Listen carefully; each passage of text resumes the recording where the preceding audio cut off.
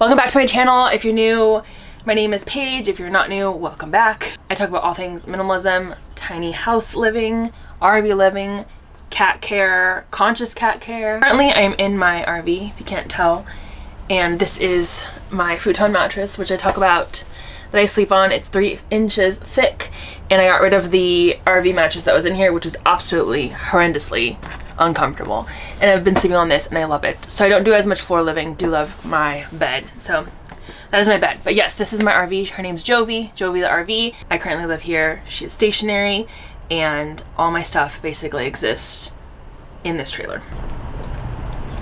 So I wanted to do this video for a while, and it's something that I have been thinking about and yet didn't know how to vocalize. I've been following minimalism for years, like years ago when I first got into it. If you don't know about me, I've moved around a lot. I call myself a minimalist because I don't have much stuff, especially for someone my age, and I do feel like being able to have less items has helped me to be able to travel and have more experiences in my life and do things I wouldn't do if I was more tied down. Obviously, I have cats now, so that kind of changes things because my cats have things and need things, and so I'm not as much as a minimalist as I'd like to call myself, but let's get into the video because then I'll explain more about that. I think first we need to define what minimalism is so that we're on the same page. According to Merriam-Webster's dictionary, a minimalist is an adherent to minimalism. So that begs the question, what is a minimalist? So the minimalists, who are these group of guys that really have brought minimalism into more of like the mainstream, I think, and they're really amazing, and they have some books and there's a documentary, but anyhow, their definition of minimalism is a tool to rid yourself of life's excess in favor of focusing on what's important so you can find happiness, fulfillment, and freedom. So I don't see minimalism as being like a set of rules that one has to follow to be able to call themselves a minimalist. I think it's, you know, it's easy to give ourselves labels without realizing truly what the label means. But for me, minimalist definitely does have different shades of one color. Depending on people's lifestyles, I think some people can have more stuff and yet call themselves a minimalist. Say if they have kids or animals or a business that requires more items, yet they know and feel that they're not controlled by their items. And I don't think everyone has to be like an aesthetic monk to be a minimalist. So there's definitely a spectrum, but I think the real litmus test in whether or not you can define yourself as a minimalist is whether or not your stuff limits and defines you. Because I've traveled and moved around a lot, and probably too much to be honest, I'm usually always constantly questioning whether or not this item serves me or not. Like Marie Kondo would say, does this bring me joy? I think that's such an important and easy question to ask anytime you're going about your life using the things that you use on a daily basis. Like, we should always be analyzing the items that we're using to see if it actually betters our life or not. Most of the time I'm able to part with things because I truly believe if it's meant to be, it will come back to me. And I think that's a mindset that some people would call privilege, but for me, I think it's truly knowing that like what is for my highest good will always come back to me.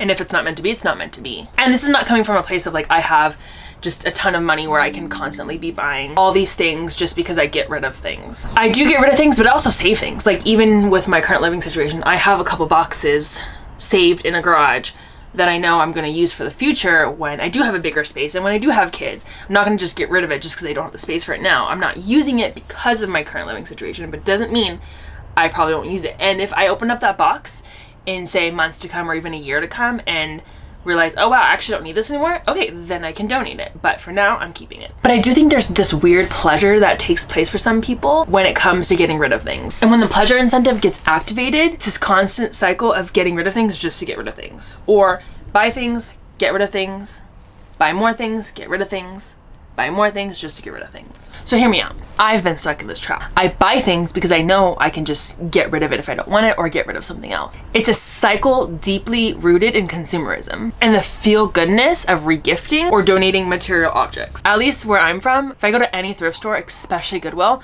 you could just see there's so much stuff. Yes, that stuff is going into somebody else's hands, but we need to consider why we're getting rid of things. And are we just getting rid of things to feel good about it and that we're donating or helping these thrift stores?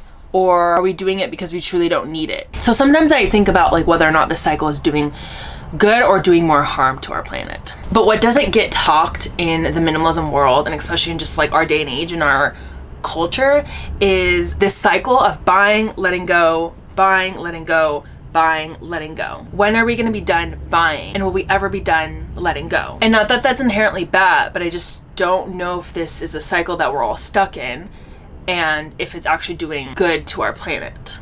Does that make sense? Okay, and so the other part of this that I've noticed is this constant need to let go of things and it never feeling like enough. So I do think that there's this like dopamine hit that happens for people when they get rid of stuff. It feels good. Like, yeah, I'm letting go of all this weight and I'm shedding these material objects. But I've also seen people let go of things that they actually need and use. So why though? Because maybe for them, they feel better if they just get rid of stuff and get that dopamine hit. But then they get stuck in this trap of like, if I let go of these things, I'll feel better inside. And that's the other issue. Yes, I do wholeheartedly believe that our surrounding like greatly impacts how we feel on the inside.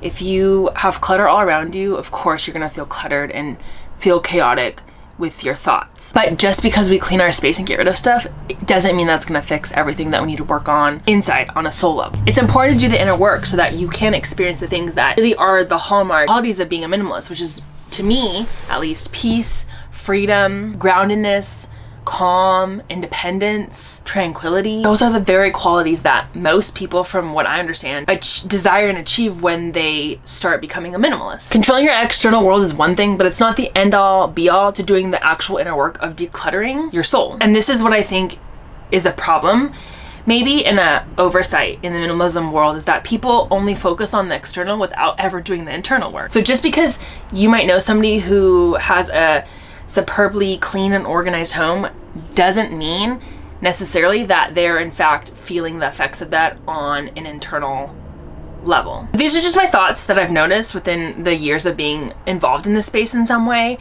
And I do think there's a lot of good being done with minimalist, and what, like, especially the people who are very vocal about it are doing and sharing in terms of really helping people focus on living more intentional, purposeful lives. Yes, that's amazing. And I'm not here to knock your shade or hue of minimalism, even if you're just barely dipping a toe into it. But what I would like to offer with this video is a reminder for everyone to hone in on their why. So what is your why? Why do you do this? Why do you want to become a minimalist? Why are you a minimalist? Don't just follow some hype trend you saw online, or do you think it looks very aesthetically pleasing and wrongly think that it's going to solve all your problems. Do question your intention and decide what is your purpose for being a minimalist. What joy does it bring you? By intentionally detracting physically from your life, what gets added? How do physical objects weigh you down? What can you do with your life if you didn't have all this weight? Think about, if you could leave tomorrow to anywhere in the world, didn't have to worry about your stuff and how you would travel with it or pack it. Think about where you would go and what you would do with your life. And think about how you'd feel. That's really important. It's the feeling behind it. Anywho, I hope this resonates with some people, maybe no one.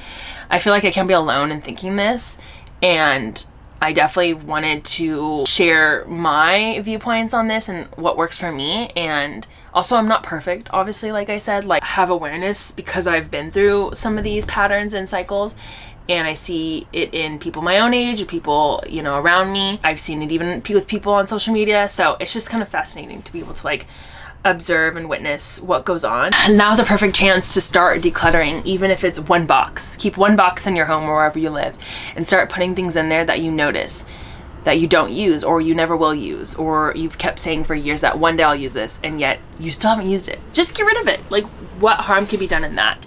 If it's really something that's expensive and important, maybe keep it or store it, go back to it in a couple months. Who knows? Just do what works for you. I'm not here to tell you how to live your life. I'm just here to show you how I live mine, because that is literally the purpose of this Being Paige channel. Is this is what it's like being Paige, and I just thought it would be interesting to share this concept. So let me know if you're a minimalist in the comments below.